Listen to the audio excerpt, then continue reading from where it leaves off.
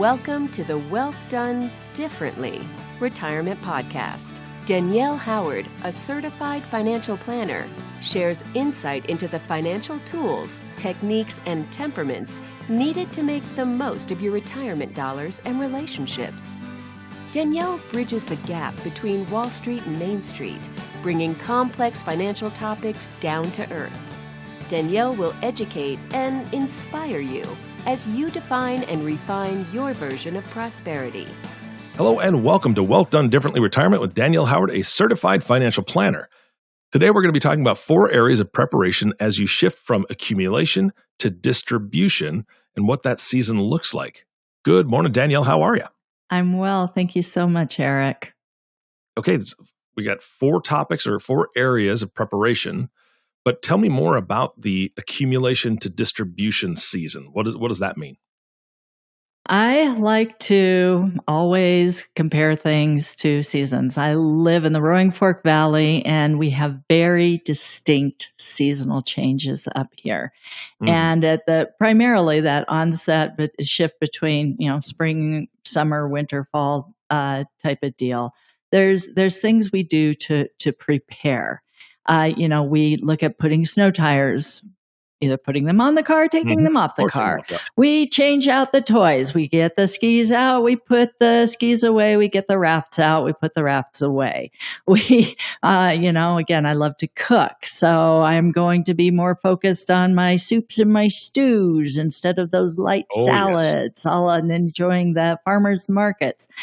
And I think there's a way we really need to discern that accumulation phase of life and moving into that distribution. And they're very, very, very different. And I think many times people just, go with the flow and things happen without much thought. And you get caught without your snow tires on, or you wouldn't want to use your bike unless you've changed out to studded bike tires in the winter. Or, there's definitely elements that are going to make your change in life more pleasurable, more beneficial. And we want to look at what those types of preparation and changes are going to look like. All right. Where do we start with this then? First of all, I'm going to thank my listeners for being here. And again, this fun little disclosure piece that I hope you glean some insight and wisdom about this new season we're calling rewirement or refirement. Today, we're going to be talking a little bit more on the quantitative financial elements. And I know it's really important that you don't take any of this stuff personally, that your financial life situation is very, very unique, and that you should have whether it's a financial advisor or a life coach, somebody to get to know you really, really well to understand how these tools all fit together. And given that, we can dive in and just make sure you've got wise counsel along your journey. Absolutely. My distinction between the accumulation and the distribution season. And there are no, lines in the sand. There's usually those transitional times where, it snows one day and it's, 75 degrees the next. And we get a little bit of, blending of seasons before you make distinct transitions. But the accumulation season in somebody's life is going to be when you are building your character assets, when you're building your net worth. And it may be in building your business. It may be when you're adding to your 401ks. It may be when you are putting different financial tools in place for reasons that you are growing in your financial life. And then we start looking at shifting into more of that distribution season. And that's going to incorporate, looking at how to take Social Security.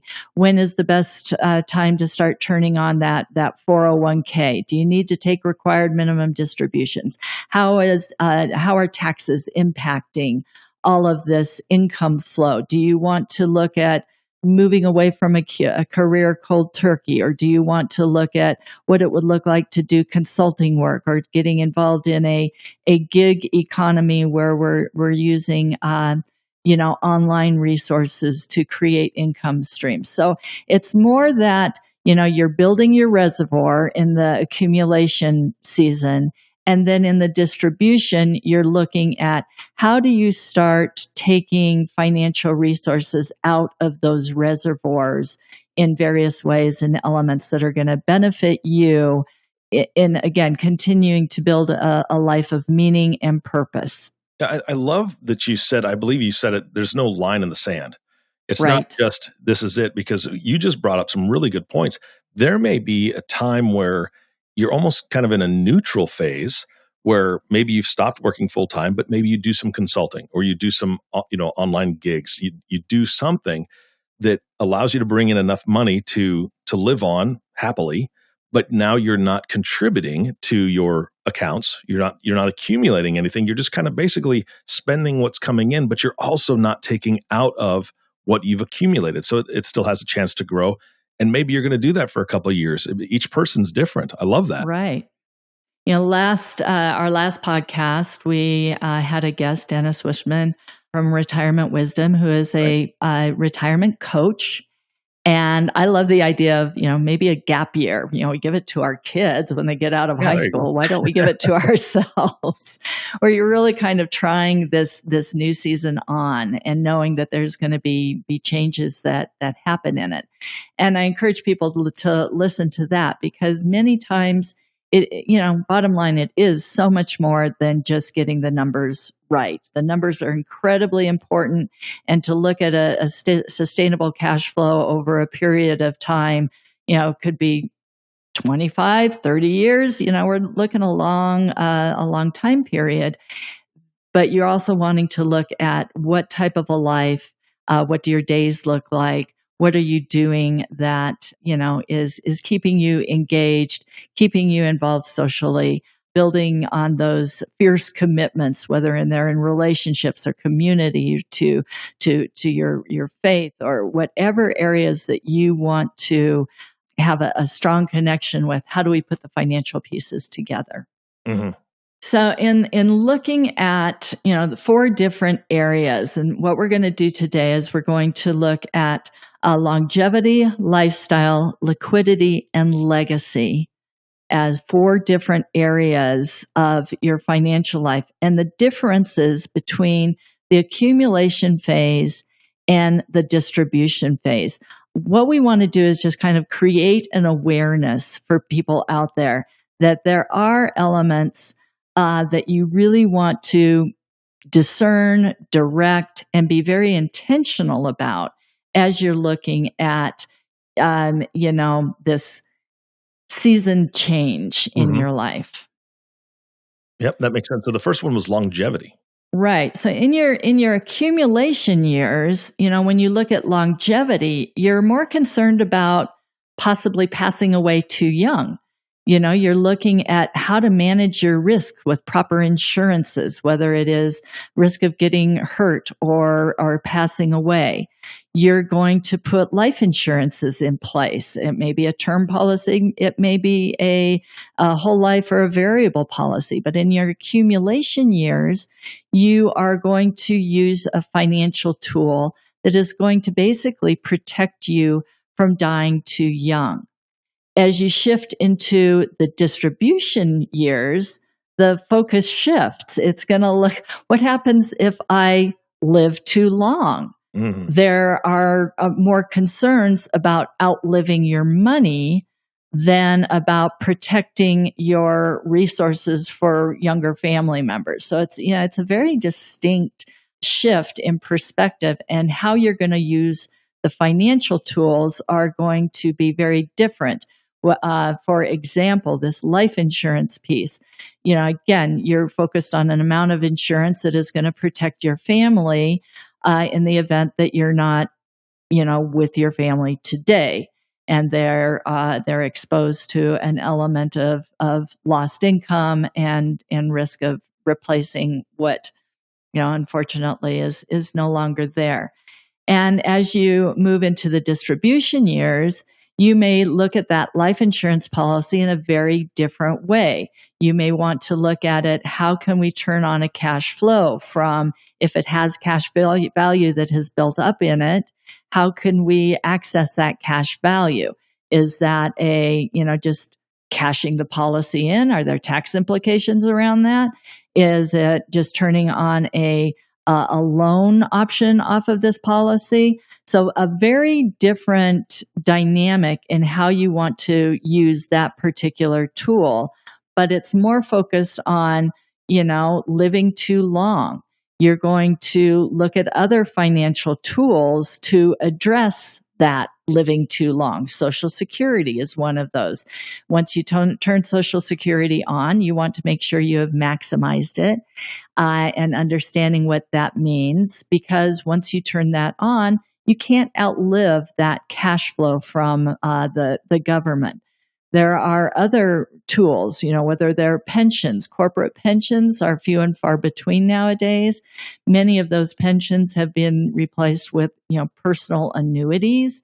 Again, complex financial tools, but you want to understand how they are now benefiting you and your family, maybe you and a spouse primarily, in order that they can be created to be a hedge against that longevity, that you can create an income stream for as long as you live, no matter how long you live. Mm-hmm.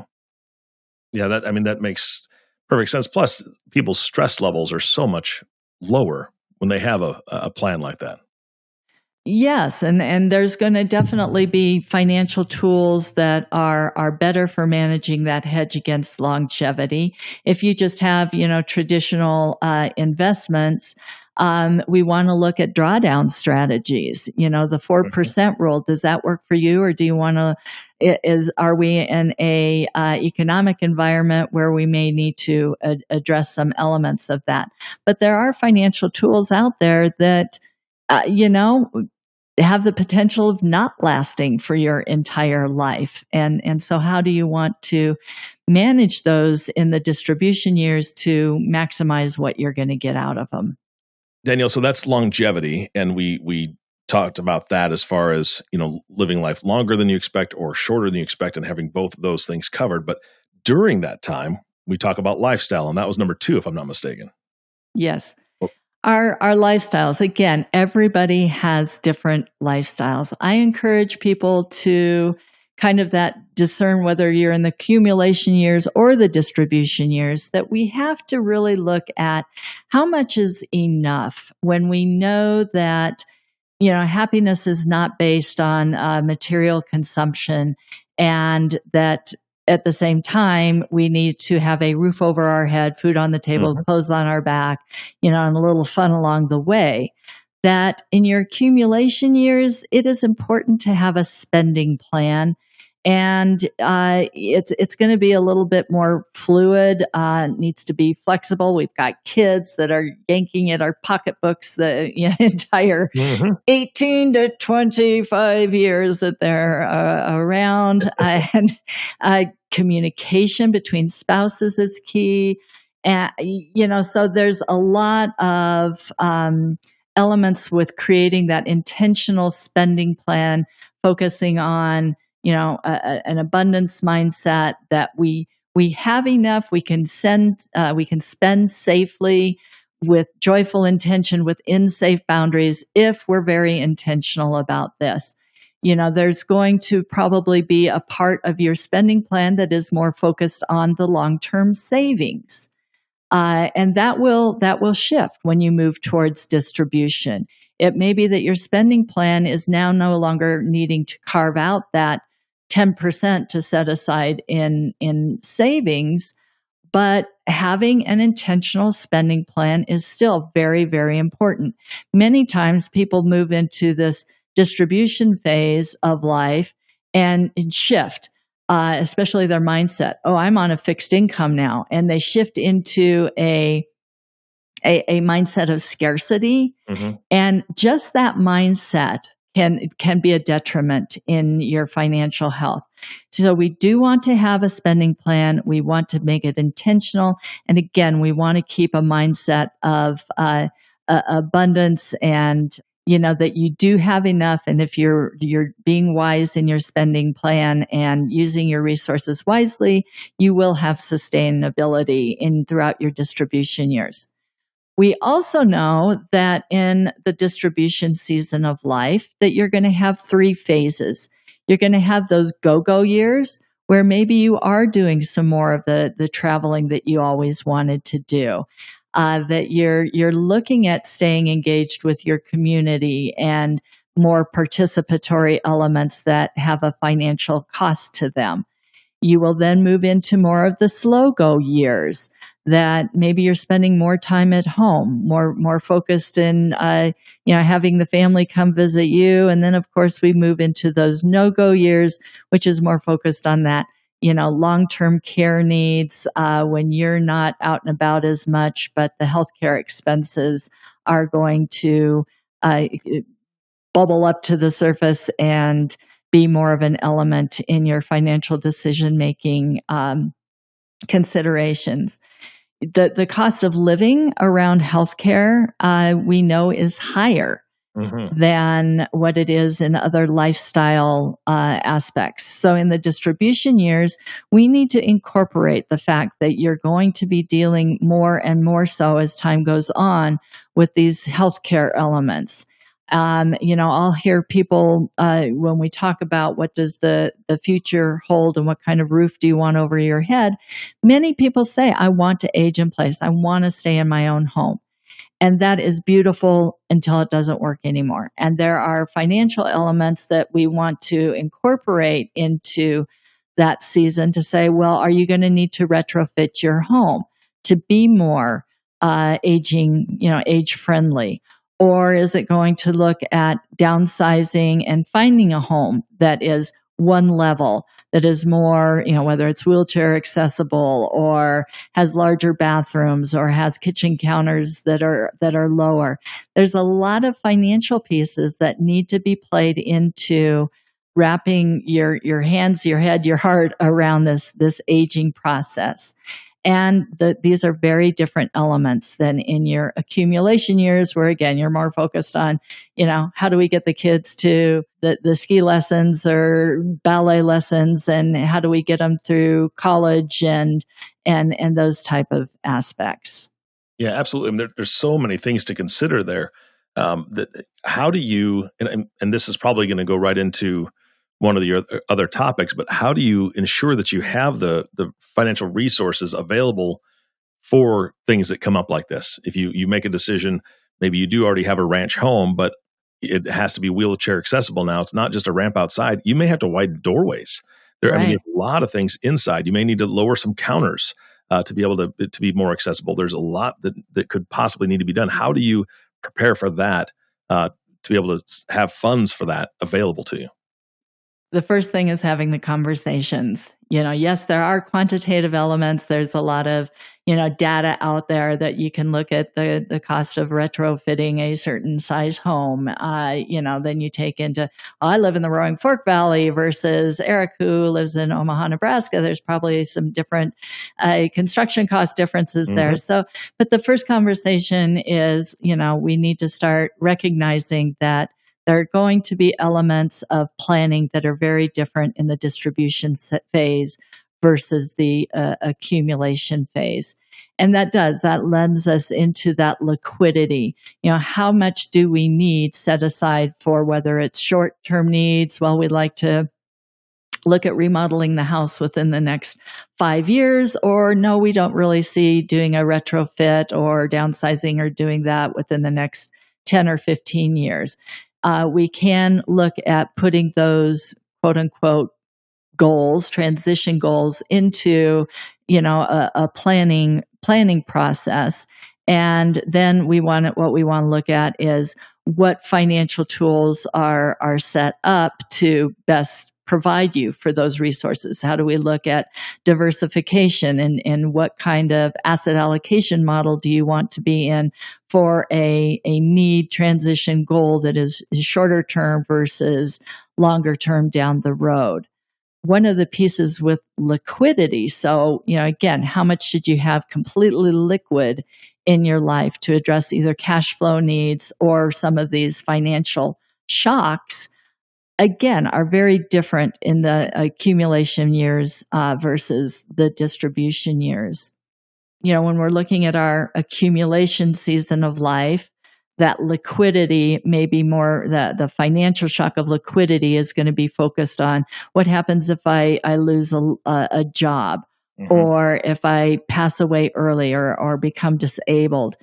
I've always encouraged people to have that really strong savings account, 6 months of an income stream set aside to cover, expenses, or to pay premiums on, a disability insurance policy or health insurance policy if something comes up, to have a real robust savings account that would also help you take advantage of, economic financial shocks. We move into a recessionary period. Well, there are financial opportunities that you can take advantage of if you have a strong savings account that can see you through those times that are not available to those who don't have that strong savings account. You also want to look at, in the accumulation years, you don't want to get hit with ramifications of tapping in early to those retirement plans or taking loans off of them, because those can really, hold you back from your potential and what you're able to accomplish with those over time.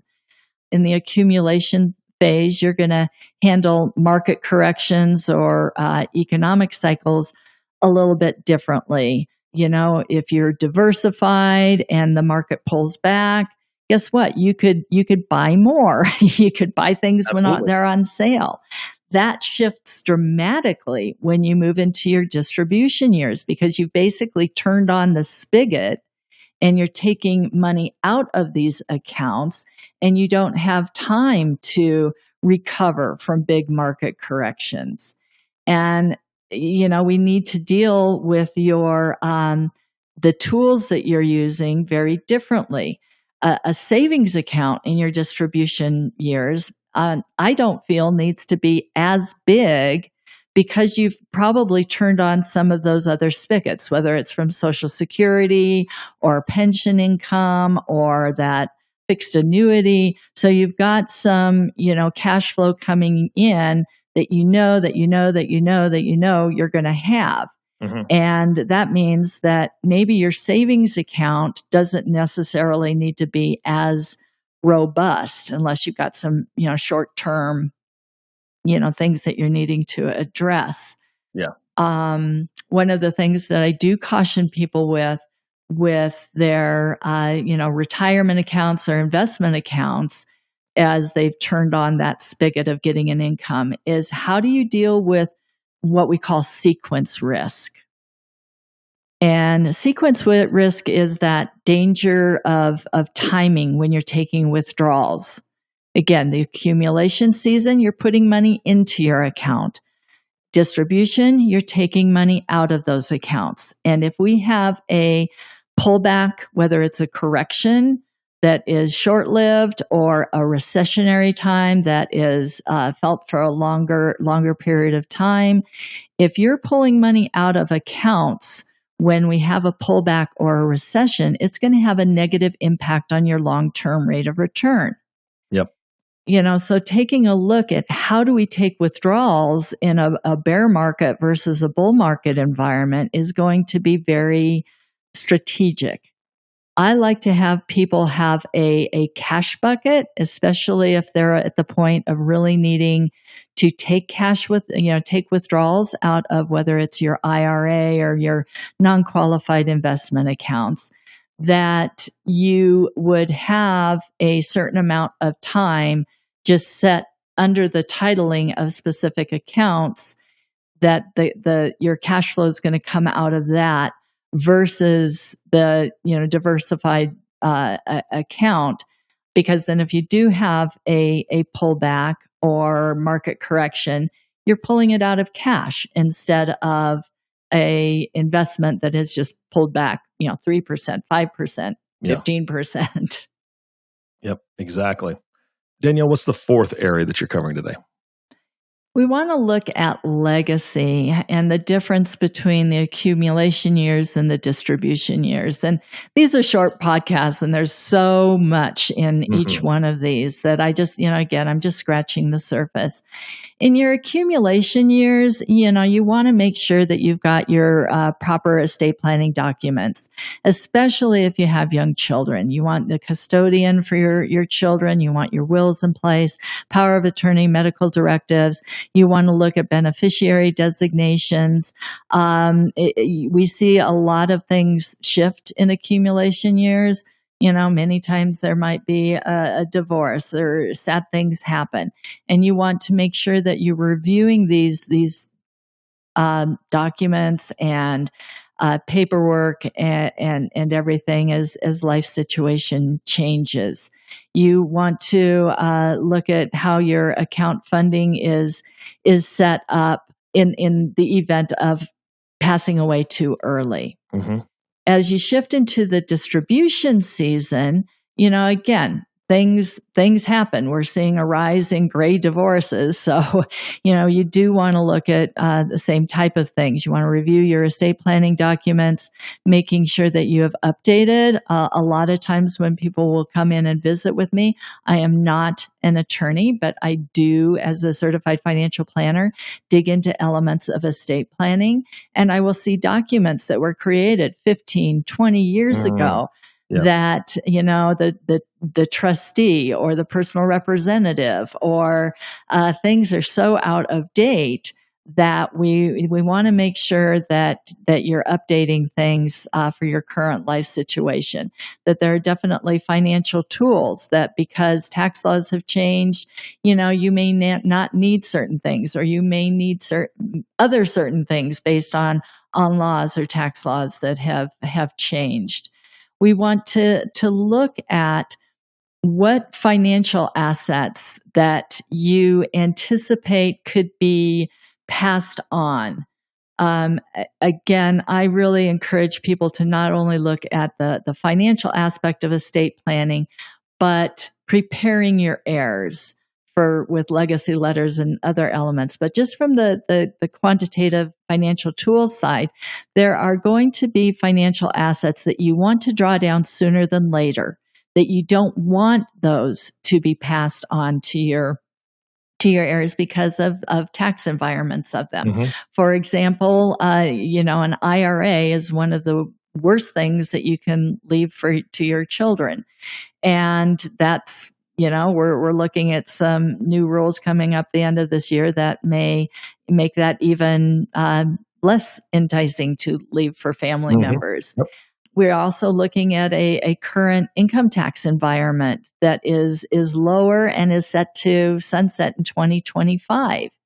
So knowing that there are considerations to make, given the financial tools that you have in your distribution years, you may want to look at considering a Roth conversion of an IRA, given our current tax environment and what you're wanting to accomplish for legacy purposes in your lifetime.